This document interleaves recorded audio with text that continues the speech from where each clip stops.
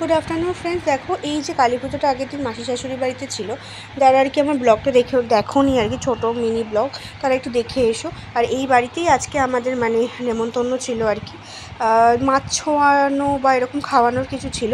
এই ভিডিওটা কিন্তু আগের। তো আমি আর আমার শাশুড়ি বেরিয়ে পড়েছি, আমার বর আসেনি, আমার বর কাজে গেছিলো, আর শ্বশুর আর আমার দেওয়ার পরে আসবে।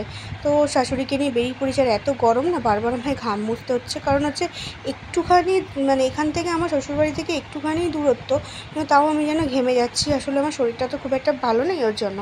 দেন তারপরে চলে এসেছি এখানে, এসে তো আমি পুরো মানে এত গরম লাগছে কি বলবো তোমাকে। তো তারপরে বৌদির সাথে সবার সাথে কথা টথা বলে নিলাম একটু একটু। তারপর দেখছি সবাই রান্না করতে ব্যস্ত, যদিও রান্না হয়েই গেছিলো, প্রায় খেতেই বসে দেবে আর কি সবাইকে। আমরাও গেছিলাম একদম খাওয়ার আগে আগে। তো যাই হোক, সবার সাথে শাশুড়ি একটু কথা বলে নিচ্ছিল, আর আমি ততক্ষণ তোমাদের দেখিয়ে দিচ্ছিলাম আর কি, যেহেতু পুজো গেছে একটু অগোছালো। তো খেতে বসে পড়েছি আমরা, কথা টথা বলে আমি শাশুড়ি, এদিকে সবাই মিলে, আর বৌদিও খাবার দিয়ে দিচ্ছে আমাদেরকে।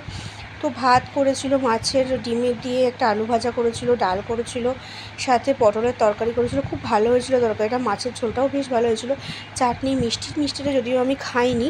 তারপরে শাশুড়িকে নিয়ে বেরিয়ে পড়েছিলাম আস্তে আস্তে করে, সবাইকে টাটা করে, কারণ খুব গরম লাগছিলো আর শরীরটাও ভালো লাগছিলো না, তাই।